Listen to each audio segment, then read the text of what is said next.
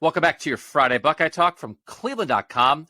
We're doing another draft. Doug Lesmerises, Nathan Baird, Stephen Means. A week ago, we did an offense draft for the Ryan Day era. The 4 years of Ryan Day as the head coach. We each drafted an 11-man offense with the wrinkle of we each took one player from the Jim Tressel era. We each took one player from the Urban Meyer era. That is both a had to and a got to, because you needed the help, but you also didn't have the option. You couldn't pass on that. You had to do it. Same thing here today. We are going to do a defense draft of the Ryan Day era. We are building 11-man defenses. We will each pick one player from the Jim Tressel era, one player from the Urban Meyer era to supplement the 9-day players that we each are going to take. Nathan and Stephen, just off the bat as we work this out, I'm thinking you can run any defensive scheme you want. You want 3 corners, you want 3 safeties, you want 3 linebackers, right, Steven? We have some flexibility here. We need it, I think. Yeah.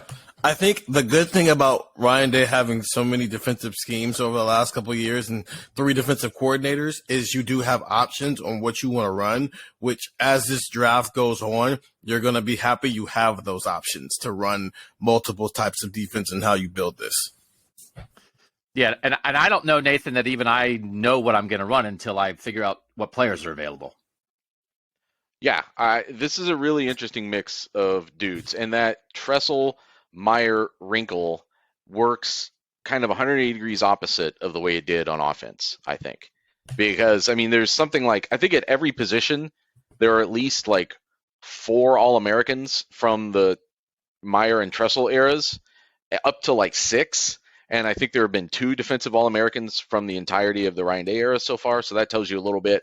There are going to be some really great players. Like, we got some blowback on Twitter. People were like, hey, how did you not take this guy? Because I think it's people who maybe didn't even listen to the pod and understand the rules that we were going with. But just to tell you guys up front, there's going to be some amazing football players whose names don't come up on this draft or get mentioned in passing because we can't fit them on. Amazing players from the Tressel and Meyer era. There's not going to be any amazing players from the Day era that don't get picked. No. We're picking them. There's going to be some interesting players from the Ryan Day era taken at the bottom of this draft. So again, the idea of this, in the end, there are going to be 27 players from the Ryan Day era who get picked. There are going to be 3 Meyer players and 3 Tressel players. So that's how this works. So 27 players we have to take. And there's an interesting part of this is there are multiple players in this Day era whose reputation and view from the fan base completely flipped in their career. And it's like, well, at his best, you want that guy. But then when people are going to vote on our teams, like, are they going to, which part of what guy are they going to remember? And there are also some players who by snap count, you maybe really should take because they played a lot, who you don't want. Mm-hmm. Like, I don't want them, no offense, but I'm building like kind of an all-star team. I don't want them on my all-star team, and fans don't want to see them on a team. So it's like, hey, who can you avoid? And that's not a shot at anybody. Hey, guess what? To play one snap of football at Ohio State is an amazing thing. To be a starter at Ohio State is a ridiculously amazing thing. But there are just more defensive guys who have had up and down, or maybe down and iffy careers in the Day era. And so we're going to have to cover that. It is, I do think, going to be a completely different draft from the offense draft. I would encourage you to go back and listen to that offense draft, and you can go back and listen with this knowledge because we did a poll, the texters. If you want to be a tech subscriber, 614-350-3315, who drafted the best team. So I put that out to the tech subscribers. I gave the 11-man rosters for each of us. There were responses that people sent back that, you know, people all kind of chimed in for all 3 teams. Stephen, there were, you know, people who had strong opinions. There were people saying, oh, I was really split between these 2 teams. You know, I thought this team had the better run game. I thought this team had the better pass game. I thought this team was the most balanced, that kind of thing. The only thing I disagreed with was, Stephen, somebody voted for you and said offensive line doesn't matter in this draft. And it's like, well, what? Like, it's a football team. So you can say, like, hey, I'm going to lean on the receivers, and that really matters to me. But to say the offensive line doesn't matter, it's like, that's factually wrong. It's a football team. So to that texter, I was like, actually, that's wrong. So if that's how you're voting, you can vote however you want. That vote is wrong. It's a football team. But all of our teams, Stephen, had different strengths, and that's okay. So, Steven, who do you think won? Me, you, or Nathan? I think I won. I think people looked at that receiving. I think a better way for them to have phrased that would have been, I think the other stuff that Steven has makes up so much for the fact that the offensive line is lacking that it makes it matter a little bit less. But saying it doesn't matter, that's just wrong. Yes, it does matter because he needs to be protected. I think I won, though, because people looked at that quarterback, those skill positions. I don't have any weaknesses there. Another thing that somebody said is they thought J.K. Dobbins was better than Zeke, which I thought to myself, well, you're the only person who thinks that. So, like that again, like J.K. Dobbins was amazing in 2019, but peak Zeke, like I don't like. There's nobody like that again. Like you can think that it's not true. It's not true. Now, like who had a singular better season? Like J.K. Dobbins' 2,000-yard 2019 was better than any singular Ezekiel Elliott season. But like the second half of Ezekiel Elliott's 2014 and the playoff run, and then when they did use him in 2015, we're not here to have that discussion. It's a defense draft. But anyway, I thought, well, that's not true either. So Steven, to no one's surprise, thinks Steven won. I mean, I can't even. Could we get on here and Steven would be like, oh, I really thought Nathan did a great job. So Steven thinks Steven won. Nathan, who do you think won? I don't think that I won, probably because of some of the decisions I made. But I think the longer that you vamped about all the back and forth, and it could be two of these, I think you won. I think it was. I was expecting it to be a long draw out thing for then people to just say, but they liked mine the best. Yeah, no, that's what it is. So I won 59% for Team Doug, 29% for Team Steven, 12% for Team Nathan. So I think the general consensus for people who voted for me was I had the best balance. Just like I did, I think I probably have the best offensive line, and I have good this and I have good that, but like I think whatever. So I thought it was pretty even. I did not know going in who would win because I thought we did a pretty good job of having various strengths. I didn't think there were any like huge misses in the draft. I didn't think that anybody like forgot a guy and like somebody swept in at the end and was like, I can't believe this guy's still available. It's like, I thought it was a very logical draft all the way through. This one for the defense, I don't know what this is going to be logical at all.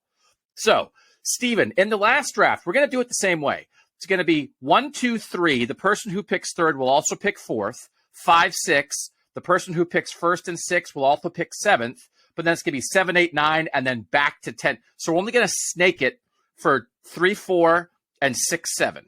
So that is a little bit of an advantage for the person who picks first. It was Nathan in the last draft. It went Nathan, Doug, Steven. Steven, you have the option in this draft. Where do you want to pick, Steven? I honestly don't know, and I've been thinking about this for a couple of days now, how I wanted to play this. I'll take first. I'll take first. Okay. I think that's probably what you have to do. I'm not even sure that means I know who the number one pick is, but I think you probably have to take the first pick. Nathan, you have the next choice. Do you want to pick second, Nathan, or do you want to pick third? I will take second. Okay. I think that also is what you have to do. And so I honestly have no idea how this is going to go. I outlined how many players I think from the day era I would actually want and really want on a defense. And are there going to be enough guys to fill my team with wants, or am I going to have to sort of take guys who are a little not as exciting? And then there are some clear options from the Day and Meyer era, but there's like the positional value that I don't know if it's going to match up everywhere. So I don't know what's going to happen, which makes it a good podcast. Steven means 33 players will be taken in this draft, and the first one will be taken by you. Who will it be? So here was such the issue with figuring out if I wanted to go first. I knew I wanted to go first or third because I have to have that wraparound at some point. I think it's just so valuable, especially on defense more than offense.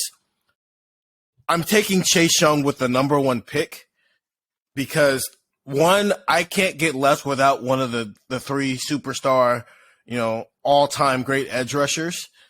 But I also can't put somebody else in a position where they're getting two of those guys potentially, while also sacrificing that there's some guys at some other positions. Because I'm going first, I'm probably just not going to get. But I also wasn't going to get him at third either. So Chase Young, 16.5 sacks, Heisman Trophy finalist, NFL Rookie of the Year, all that stuff. Injuries have kind of, killed his NFL career a little bit. We'll see if he can bounce back there. But from an Ohio State standpoint, he had the highest peak of the three just because of what that record-breaking season was. And that's one of the best defenses we've seen in the last 10 years for Ohio State. He is the number one reason why.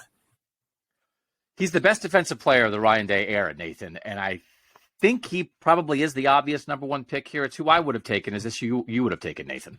Yeah, he's the number one player I would have taken. It's not just that the best defensive player of the Ryan Day era. It's you arguably then start debating whether or not that 2019 season was the best defensive season in Ohio State history. Like he just wrecked everybody in a way that was it was impressive to watch until it became almost boring, like almost routine to watch him just dismantle people. And that just doesn't happen very much and it at any level, and it doesn't even really happen that much to that extent at Ohio State, and it certainly hasn't happened since. Okay. That's what I thought would happen. There's a strategy here that I wonder if it's going to be followed, and I wonder if I'm going to follow it. And I haven't decided yet if I'm going to follow it because there are just not a ton of Ryan Day era defensive superstars. There are not. And so it's a matter of, I think, how you go about choosing the superstars from the Meyer and Tressel eras. And is it on pure superstarism? Or is it on need and filling gaps where the biggest gaps in the Day era are? And I don't know what the right answer is to that. So Nathan Baird, the second pick is to you. Where are you going? I think of this very much the same way you do, and I'm taking Jeff Okudah here because Yep. I think that is the only other superstar defensive player from the Ryan Day era. And Chase Young was so amazing in 2019 that it often overshadowed the fact that nobody threw at Jeff Okudah for an entire season.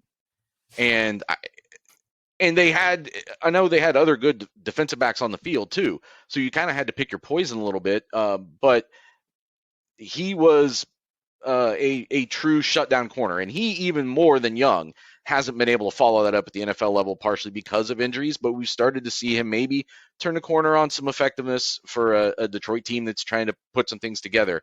But, I mean, number 3 pick in the NFL draft, a unanimous All-American, and, again, right now stands as, like, the last real claim that Ohio State was trying to make towards that DBU title, and it's really slipped away from them, and something they've been trying to get back now going on 3 years, and really need to start to see more of that turnaround, as we've been saying the last couple of years. Can they get back to something that resembles what they had before starting this fall? And but the level, when you say that, you're really not talking about a level anywhere near what Jeff Okudah did, because it was that impressive in 2019. Steven, is this obvious? It really in the end? Yeah, I mean, they're the first and second non-quarterback second in the NFL draft.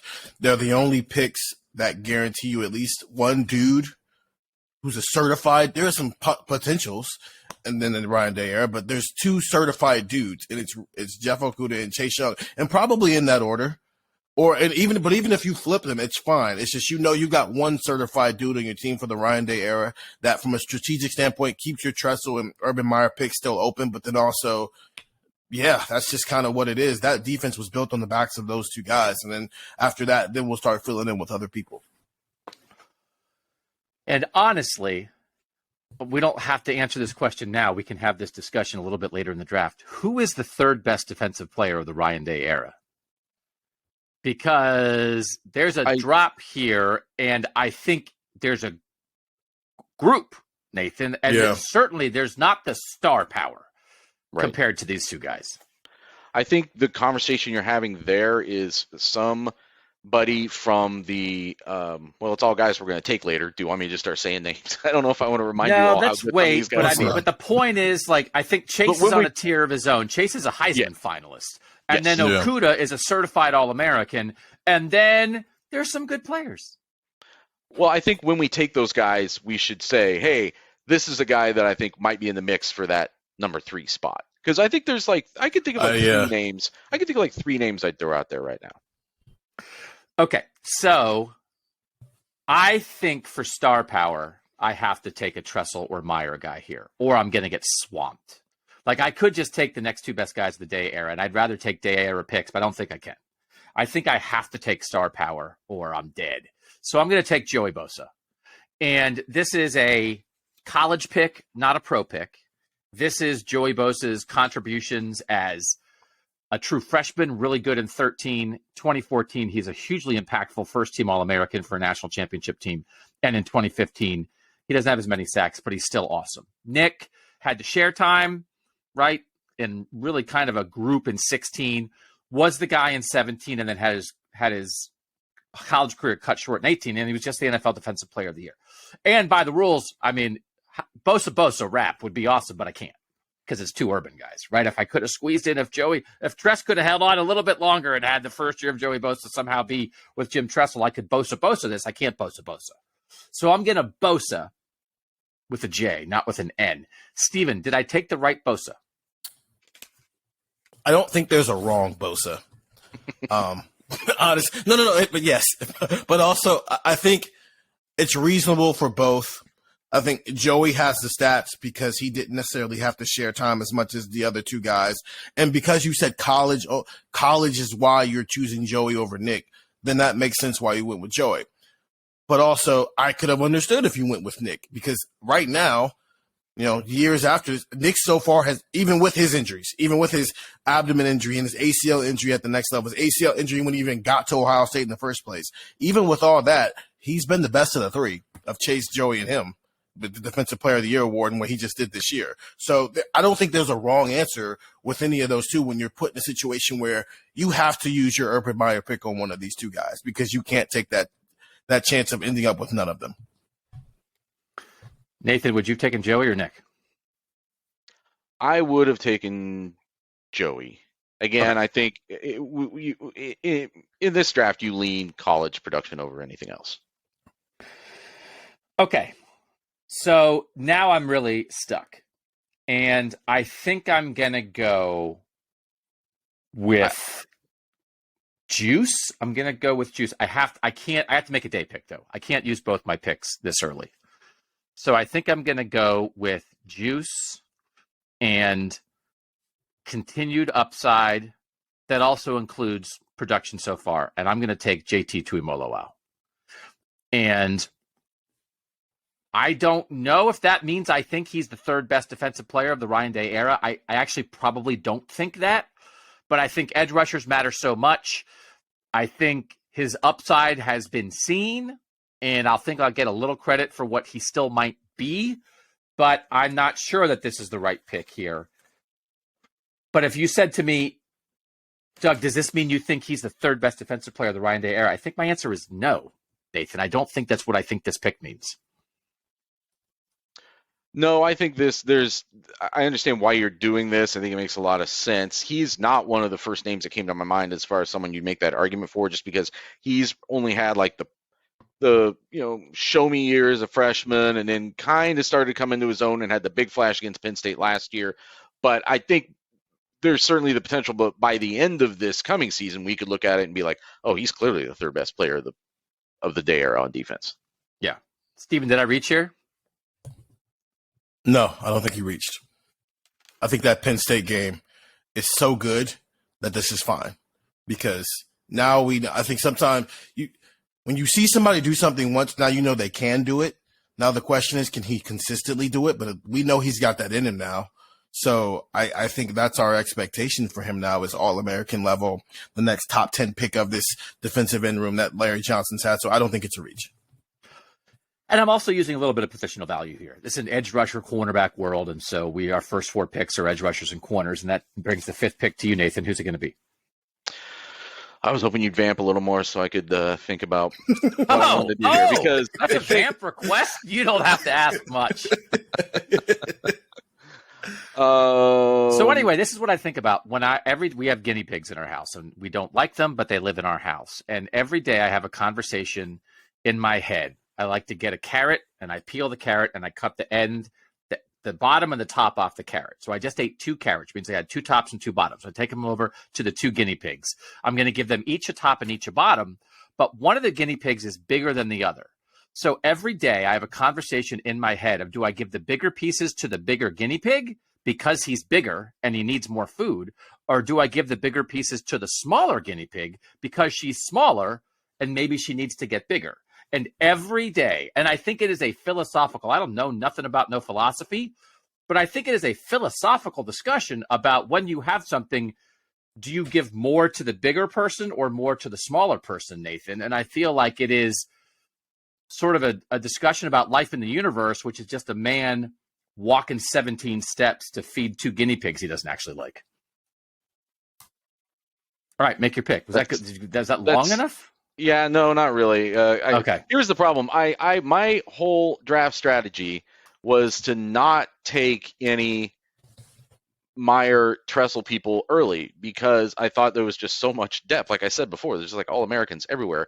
But I also think I don't want to give Steven both Young and a Bosa. Because you knew it was coming.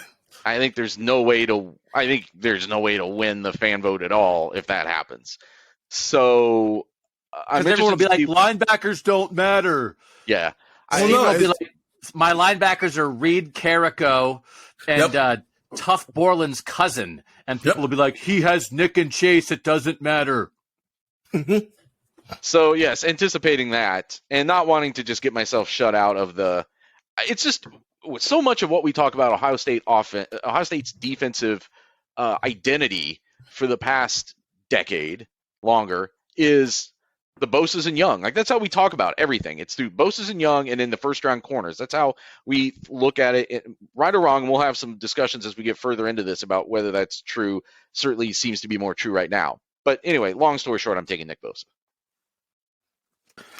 I think that makes a lot. I think you explained it correctly. You kind of didn't want to, but you kind of had to because Steven Means is like a shark in the water waiting for Nick Bosa to get to him.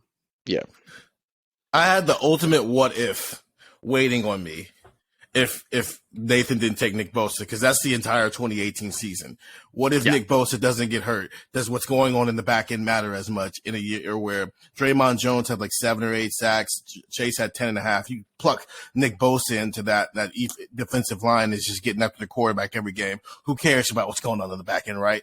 So I respect it 100%. I knew that's where you were going. As soon as that was put on the table for you, I started looking elsewhere with my Urban Meyer pick, and I have some flexibility and when I want to use that now, because not just flexibility with when I want to use it, but where I want to use that pick based on some other places that I built my roster. Yeah, and we both of our Meyer picks are gone now.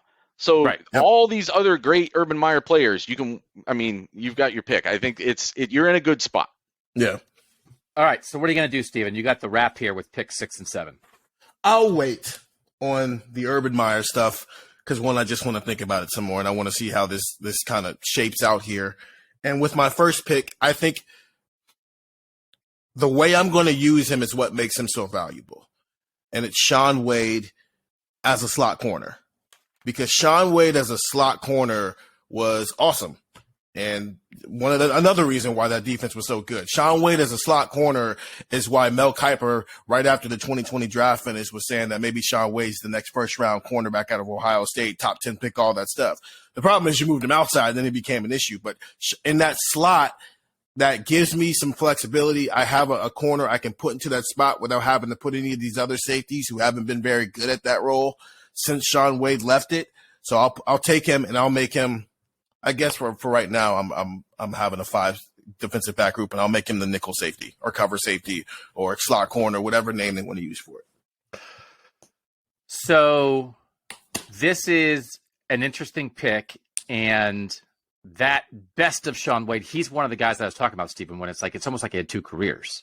Mm-hmm. And so you're taking the best of Shaun Wade. And then, the last year of Shaun Wade didn't go as he expected, and then it affected his draft stock. And we all know we talked about that during the course of it. But I think upside, Nathan, when you think of the best of Shaun Wade, I think he's in this discussion for 3rd best defensive player of the Ryan Day era with his upside.